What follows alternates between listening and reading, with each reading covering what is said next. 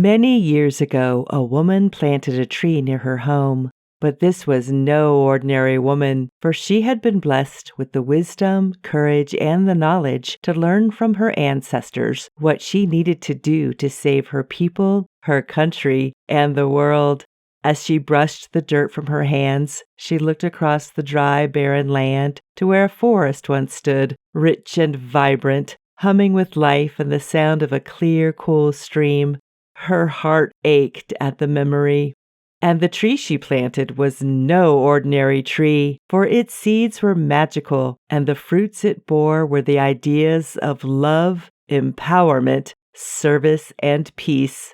As the tree grew taller and stronger, it shared with her many truths buried deep within its roots, and told her they had much work to do if they were to reclaim the land from centuries of indifference and neglect. The woman and the tree showed the world that the only way forward into the future was for humanity to reconnect itself with the land, the air, and the water, and protect the very things that kept them alive. To teach the children that the planting of trees is the planting of ideas.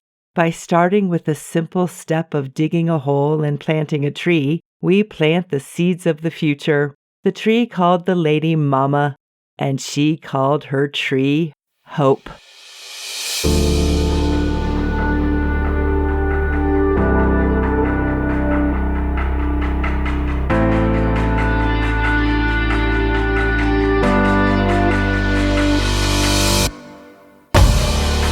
You've planted your dreams. It's time to release. No more fear. No more fear. Surrender in her. Trust you won't fall. Time to fly. Time to fly.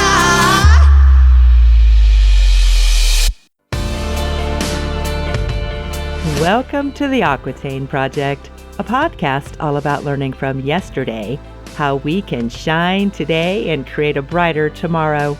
I'm Marlo Mead, your host, guide, and fellow traveler, on a journey where together we draw upon the wisdom and experiences of women past and present. Women I call my bright lighters. Each episode I'll bring to light their stories, voices, and legacies, inspiring each of us to become bright lighters in our own right. Shining their light from different centuries, cultures, and corners of the earth, they teach us lessons we can use in our own lives each and every day. Let's step into the light of some pretty remarkable women and learn a little, grow a little, laugh a little, and shine a lot. Free your soul.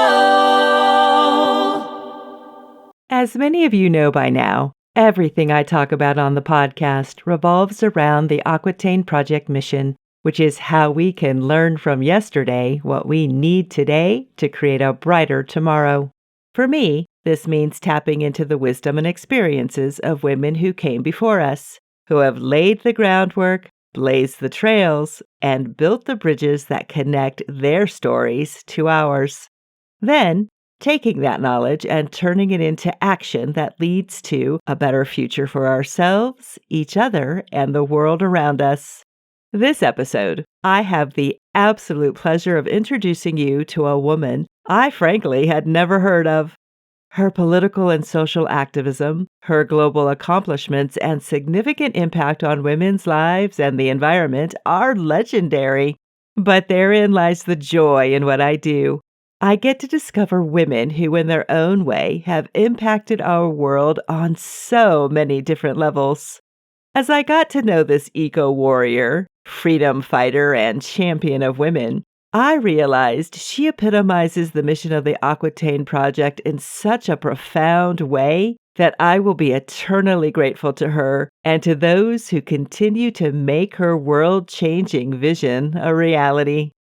Wangari Maathai was a woman of many firsts. The first woman in East and Central Africa to earn a doctorate degree, the first female department head at the University of Nairobi in Kenya, and the first African woman and first environmentalist to win a Nobel Peace Prize.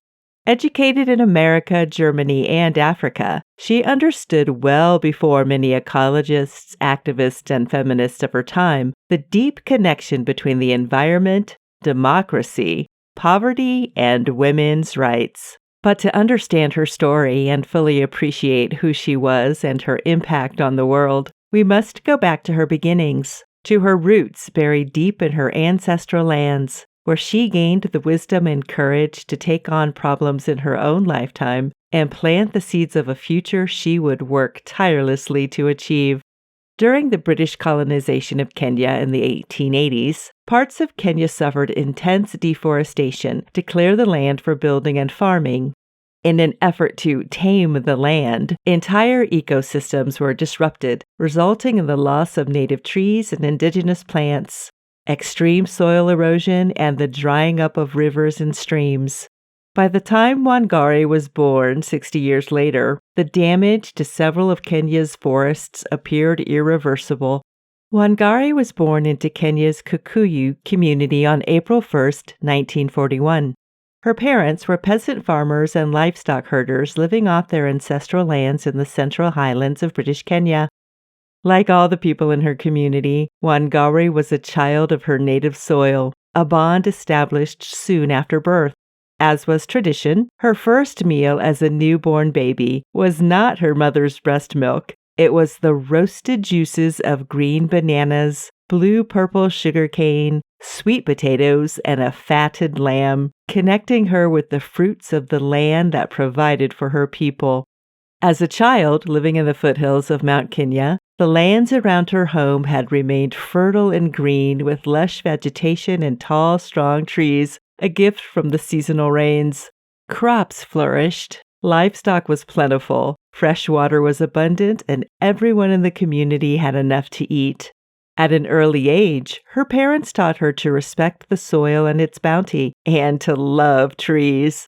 One of her favorite trees, a giant old fig tree, lived near the river by her family's farmstead, and she would visit it several times a day when she would gather water from the springs protected by its roots. In the Kikuyu tradition, wild fig trees are sacred, and this particular fig tree, her mother told her, was a tree of God. We don't use it, we don't cut it, and we don't burn it. While the reasons behind preserving her favorite tree were based on religious traditions, it was also one of Wangari's first lessons in conservation. In a culture that didn't value educating girls or women, it was Wangari's oldest brother who convinced their parents to allow her to go to school.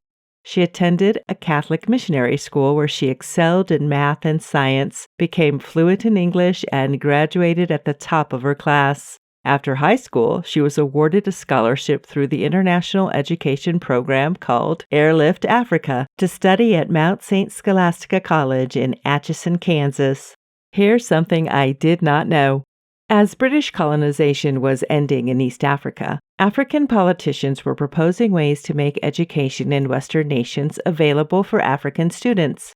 The scholarship program, known as Airlift Africa or the Kennedy Airlift due to John F. Kennedy's generous donation, aimed to provide funding for promising Kenyan students to get college and university degrees in the U.S. and Canada. Between 1959 and 1963, the year Kenya gained independence from Great Britain, hundreds of students from East Africa benefited from the program. Okay, back to Wangari's story. After earning her bachelor's degree in biology with minors in chemistry and German, she attended the University of Pittsburgh, graduating 2 years later with a master's in biology. Having completed her education in the U.S., she was appointed as a research assistant in the zoology department at the University College of Nairobi. Excited to start her new job, she was devastated to discover that her position had been given to someone else.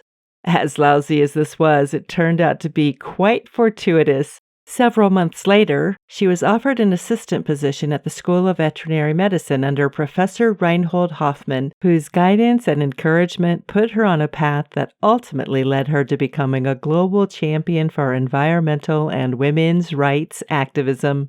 Between 1966 and 1971, Wangari would meet her future husband, begin her doctoral studies in Germany, return to Kenya, get married, help her husband run for parliament. He lost, by the way. Have 2 children, she would ultimately have 3, and become the first ever East African woman to earn a PhD. Wow, that's a lot to accomplish in 5 years. But Wangari Maathai was just getting started. Throughout the 70s, Wangari's political and environmental interests grew. As a member of the Kenyan Association of University Women, she campaigned for equality for women in the university, served as the director of the Kenyan Red Cross Society, and was the board chair of the Environmental Liaison Center based in Nairobi, a non-governmental organization established to monitor the activities of the United Nations environmental programs. It was through these and many other projects she was involved with that Wangari made environmental activism and equality for women her primary focus, seeing both at the heart of Kenya's social and economic problems. At the same time, she was shocked at how her homeland had changed during her years away. The streams where she had drawn drinking water had dried up. The forests where she'd gather firewood had been razed for timber, cleared for commercial farming, or replaced by fast-growing exotic trees that sucked nutrients from the soil. What shocked her most, though, was that the deep red rich land was turning to desert. Growing up in the Kikuyu traditions, Wangari knew well the vital connection between the land, women's empowerment, and community survival, and was naturally alarmed when rural women told her that deforestation was forcing them to walk further and further to find firewood for cooking, and that they couldn't grow enough food on the depleted soil to feed their families. She believed that approaching the problem from a woman's and environmentalist's perspective just might solve these problems and many others. And at the heart of the solution were her beloved trees. Let's remember, as a child, Wangari was taught to respect and revere trees, especially the wild fig because of its religious significance. Well, it turns out what began as a spiritual lesson evolved into an environmental one. Okay, here's a mini lecture on environment sustainability by Professor Wangari Maathai, as explained in her memoir, Unbowed. Pay attention because there will be a test afterward. And I quote, "I later learned that there was a connection between the fig tree's root system and the underground water reservoir. The roots burrowed deep into the ground, breaking through the rocks beneath the surface soil, driving it into the underground water table. The water traveled up along the roots until it hit a depression or a weak place in the ground and gushed out as a spring. Indeed, wherever those trees stood, there were likely to be streams. The trees also prevented soil erosion, and when this traditional wisdom was no longer taught, when the idea of the holiness of trees and the biodiversity of the environment was lost, the people suffered. Women especially suffered. Forests were burned to make space for cash crops, coffee, and tea. Trees that were not native to Kenya were planted because they grew faster, but they did not have a beneficial effect on the environment." End of quote and lesson.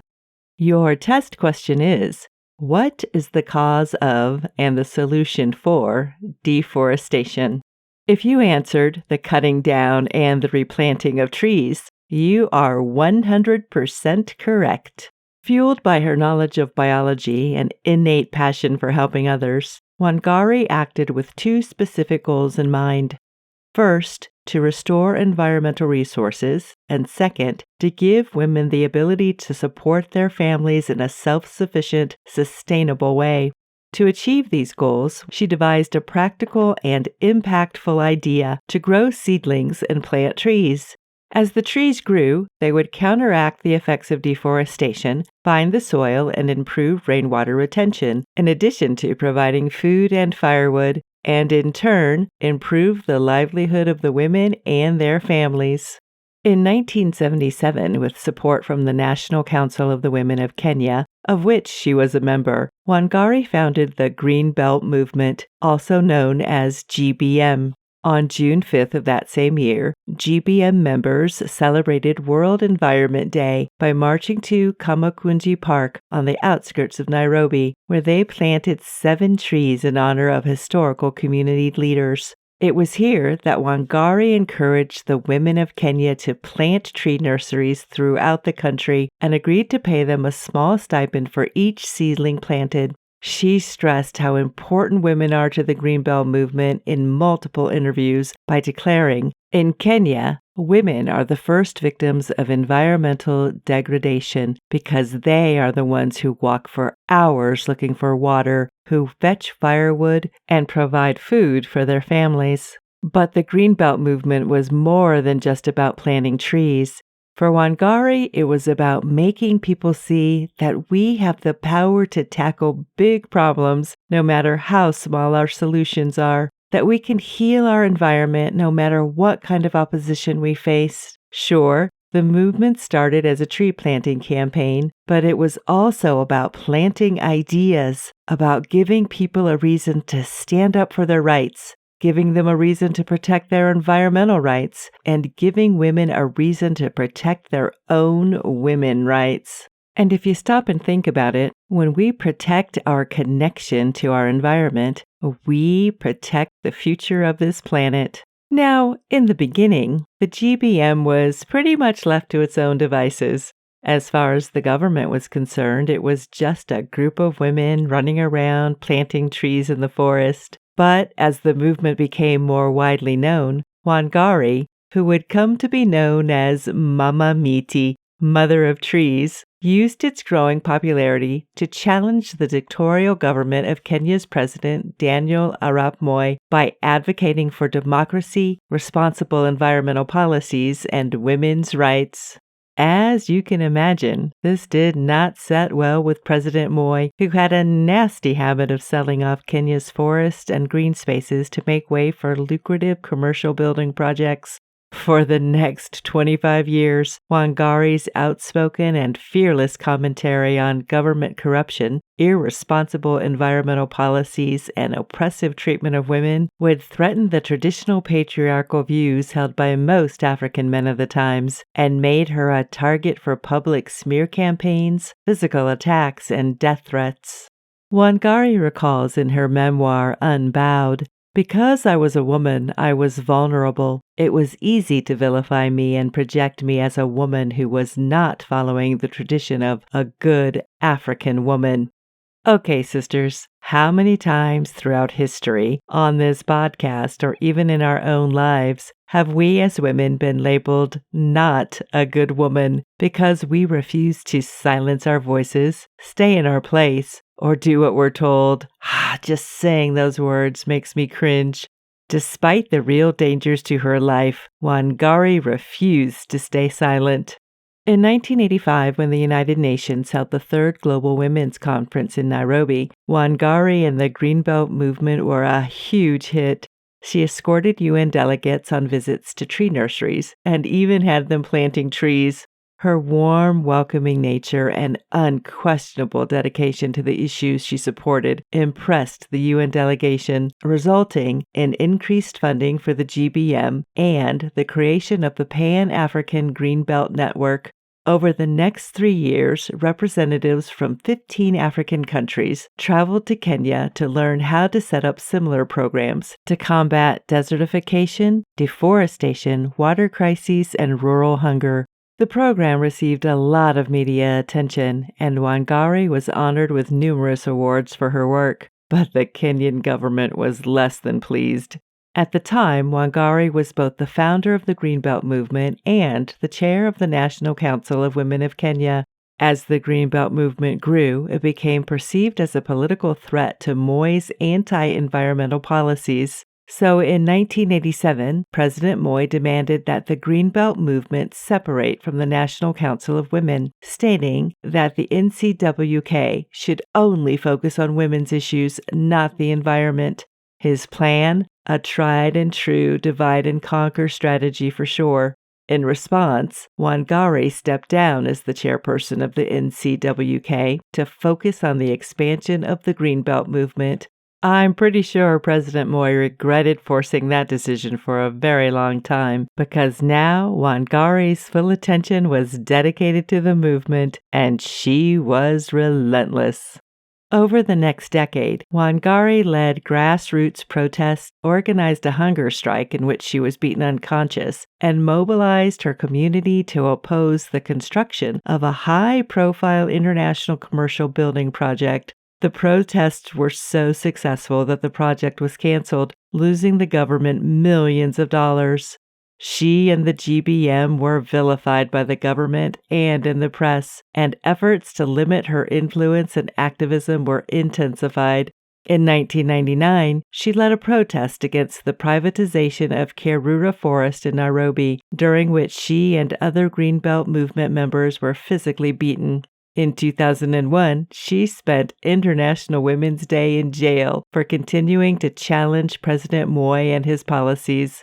Despite facing ongoing government repression, she never once wavered in her work. Mama Miti never stopped planting trees. Eventually, Wangari decided to work toward changing Kenya's corrupt and unresponsive government from the inside by jumping into the political fray with both feet. In Kenya's first multi-party elections in 1992 and 1997, she had worked to reunite several opposing parties to defeat President Moi's administration, but was unsuccessful. Never one to give up, in 2002 she successfully reunited the parties under the National Rainbow Coalition, who won the election by a landslide, finally ending Kenya's long-standing single-party dictatorship and establishing its first multi-party democracy.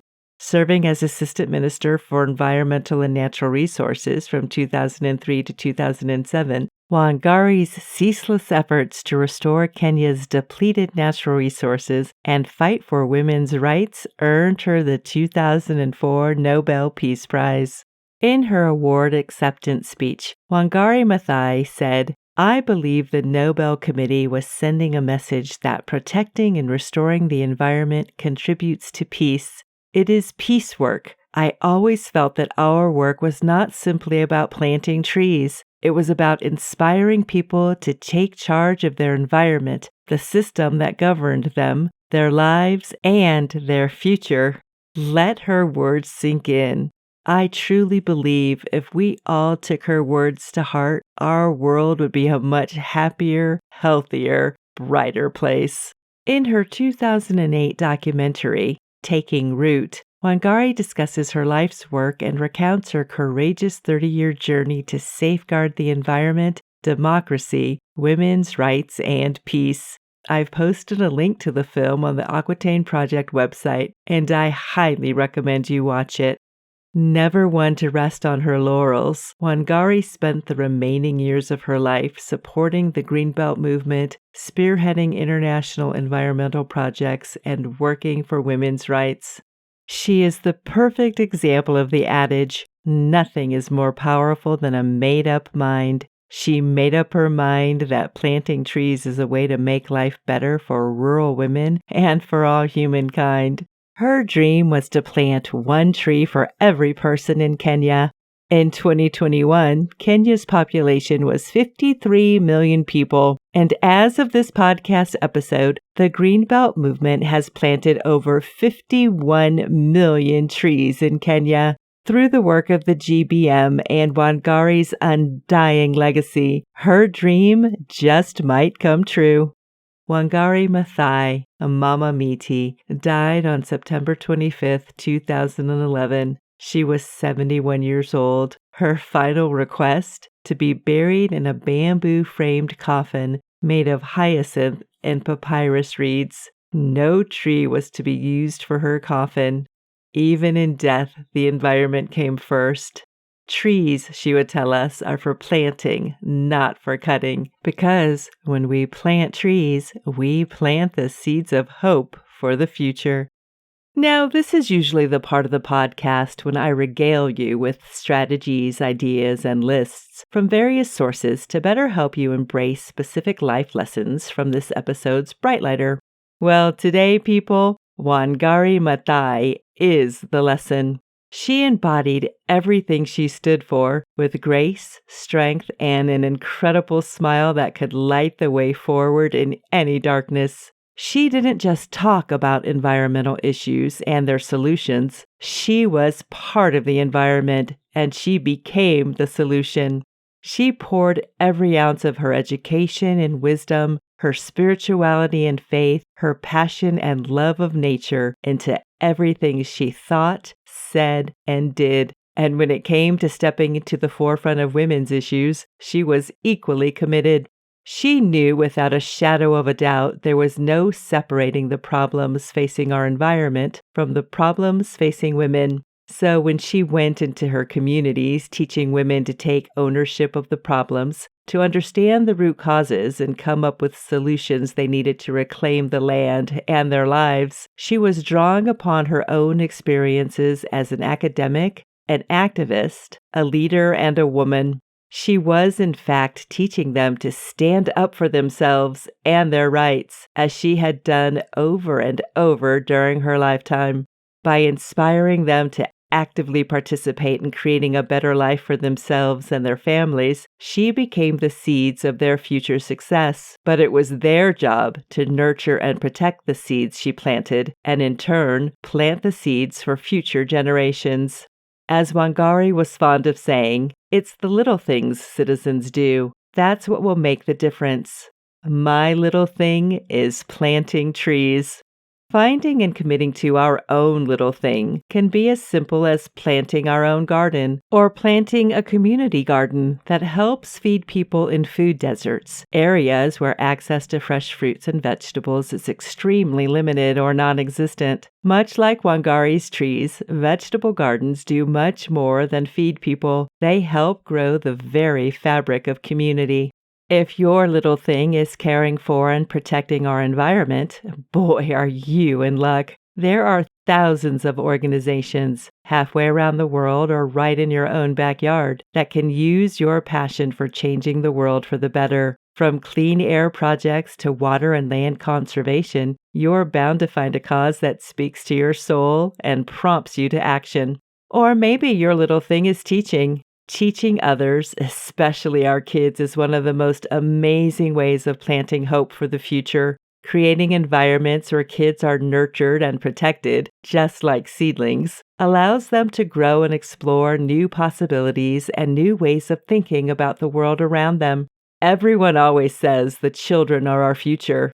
I say, let's plant the seeds of the future today so our children have the knowledge, tools, and resources they'll need to create the future. Because here's the kicker. We don't plant the seeds for ourselves. We plant them for the benefit of others, for generations down the line who we hope will live happier, healthier, and brighter lives.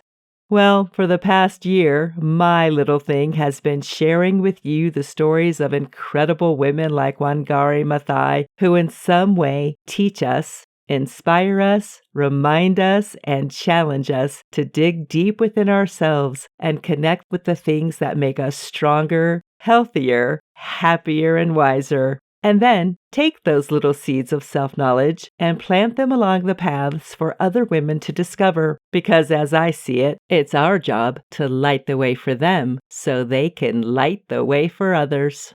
I suppose when you start a movement to save the world, you are bound to be recognized by those who believe in your cause and labeled by those who fear you will upset the balance of power and status quo they desperately seek to hold on to. To her peers around the world, Wangari Maathai was a scholar, an ecologist, and a Nobel laureate whose passion about the environment, freedom, democracy, and women's economic issues was unwavering. To her husband and the patriarchal Kenyan government, she was an outspoken, disobedient wife, a mad woman, a radical troublemaker, and a threat to a corrupt political system that had been in power for almost a quarter of a century. To the people of Africa, specifically Kenya, she was Mama Miti, Mother of Trees, a community leader, a teacher, and a healer who bridged the divide between the wisdom and knowledge of the past and the destructive political, social, and environmental policies of the present. She sought to enact solutions to ensure both our future and the future of generations to come. And to the thousands of women she inspired to reclaim their maternal powers as caregivers and providers for their families and native lands, she was the mirror, reflecting back to them their rightful place in nature, in society, in the world. Mama Miti reminds us that African women in general need to know that it's okay for them to be the way they are, to see the way they are as a strength, and to be liberated from fear and from silence. Wangari called upon her African sisters and all women to remember we are inherently powerful and have the right to fight for and protect the resources we need to provide for the security and betterment of ourselves, our families, our communities, and our environment. She reminds us that it's our responsibility to plant the seeds of the future by becoming leaders, teachers, healers, and voices for the people and places on Mama Earth who need our help. The passion she instilled in others refuses to die. Like her trees, Wangari's legacy has taken root and continues to grow and touch the lives of countless people, me included, who believe it is what we have learned from yesterday and the actions we take today that will determine our tomorrow. So, in honor of the Mother of Trees, Wangari Maathai, we need to challenge ourselves and others to acknowledge and act upon this fundamental truth. We all share one planet and are one humanity. There is no escaping this reality. My personal challenge to all of you listening is reconnect with the earth, with nature, with the very thing that keeps us alive. And when the season is right, wherever you are, plant a tree, a bush, flowers, a garden. Then nurture it, protect it, and watch it grow as it in turn plants more seeds for the future. This is just one small way we can all keep Wangari's legacy alive. Why I absolutely love this woman. If you were to ask Wangari Maathai what drives her, she would reply, perhaps the more difficult question would be, what would it take to stop me? I'm driven by opportunities to confront the problems before my eyes. She had a smile that spoke of old truths and new possibilities in a language only the soul can understand. A heart that beat in time with the land that sustained her ancestors for generations. A mind that understood there is no turning away from the issues that keep women powerless, communities in poverty, bad government in place, and endanger the planet. And a spirit that would not rest until she bridged the gap between the past and the present, ensuring a future where all generations and species could thrive together. As a woman whose spirituality is firmly rooted in nature, I would have loved to have known Wangari Maathai, to have sat under an ancient fig tree on a riverbank, lush and green with native plants, talking about past, present, and future things, to cry with her over the countless trees lost in the name of progress, to laugh with her over the joy of millions of women reclaiming their power and the land, one seedling at a time, to dance with her in sacred groves where teaching and learning are one in the same, to have stood arm in arm with her and the many others fearlessly protecting the vanishing green spaces like the Karura Forest in Kenya and forests throughout Africa and the world, to have traveled with her to communities devastated by decades of deforestation and helped as she taught her people how to reclaim the land by using old and new techniques to save water, repopulate the forest with indigenous trees and plants, and regain their connection with the soil that provides for them. To have listened as she spoke to the women of those communities who bore the brunt of the environmental impact, empowering them to take control of the problems and work toward the solutions that would restore their natural world and ensure the continued health and prosperity of their children and their children's children. to have cheered as she won her seat in Parliament after decades of fighting government corruption and being faced with political harassment and intimidation, and to have seen her face on the day of her inauguration as she recognized her police escorts had once been her jailers. To have been there when she accepted her Nobel Peace Prize, standing spellbound as she called for a new relationship with the earth, to heal her wounds and in the process heal our own, to embrace the whole creation in all diversity, beauty, and wonder. Yes, I would have loved to have known this woman while she walked this earth, the earth she strove so valiantly to protect. I know it's too late for me to meet her now, but I can still get to know her through her works and writings. I already have a collection of her books. Through her indomitable spirit, the organizations that carry on her work, and the legacy that lives on in her honor.